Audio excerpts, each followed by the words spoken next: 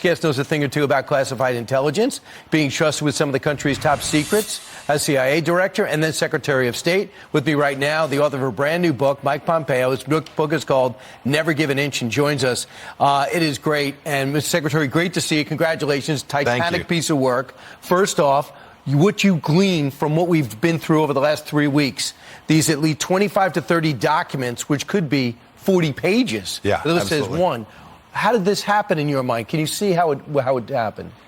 It's very hard to explain. They indicate some of these documents came from his time in the Senate. When I was on the House Intelligence Committee, nothing ever left the secure facility. It was on the table. You walked in. When you left, it was on the table. Yeah, something's really not right here. I think we don't know all the facts yet. It is really troubling that there were so many documents for so long in unsecure space. I hope we get to the bottom of it.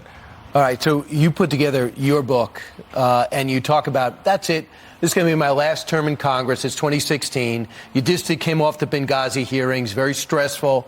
And then all of a sudden, even though you went to bat for Marco Rubio, Mike Pence reaches out to you and says, Mike, would you take a position with the Trump team now that he won the election? And then they came back with the CIA, and you thought, what? I thought, oh, my goodness, a chance to serve America in another way. I write about this in the book. My wife and I we'd been elected in my fourth term from Congress for the south central part of the state of Kansas, and we were kind of finished. And then I got this incredible opportunity, and the president never hesitated to remind me, oh yeah, you're the Rubio guy. And right. But we developed a fantastic relationship, and for 4 years we delivered really good outcomes. And I get a chance in Never Give an Inch to tell these stories. They're exciting, they're interesting, they're fun, they're about family and life, but they're also an inside look of how we delivered America First foreign policy and protected the American people. You walk into the CIA and you realize it's a damaged unit. McKinsey does a study. John Brennan, you thought was terrible. He's even worse than you thought. In what respect? Oh, goodness. He wouldn't use the word spying, just for starters, right? Director Brennan said, no, the CIA doesn't spy. You should know the CIA does great espionage work. And I was determined to get our team back in the field. It matters. We need to go collect this information so our decision makers have what they need. He'd politicized that place. You remember they had just done the Russia report, the famous thing that became the basis for the 2.5 years of the Russia hoax. And Director Brennan signed on to this Russian report. And on January 6, 2017, just before the president was confirmed, they went up to Trump Tower and basically told the president he was a Russian asset. It was indecent. They knew differently.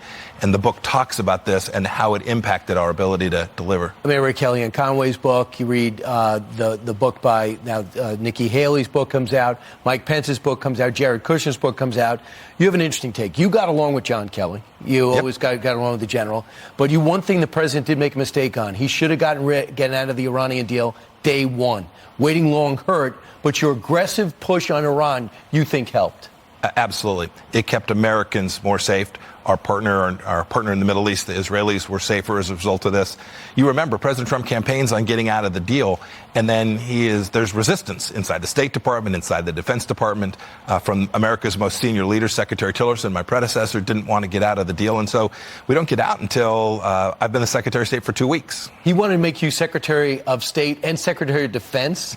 You called that a nutty idea. That would have been a first. It was a nutty idea. I would concur. I think it might have just been a passing moment, but he and Chief Meadows both said, hey, what do you think? It was towards the end of the time. We'd been through a bunch of secretaries of defense, and I think the president had come to trust me. And I write in this story about staying on mission, focused for America. And I think that's what the president was saying. He says, Mike, I'm confident you're delivering, and maybe you can do them both. That would have been nuts. Getting through this book, talking to you before, my opinion only, that you're going to be on that stage debating against the former president of the United States. I believe Mike Pence is going to be there, too.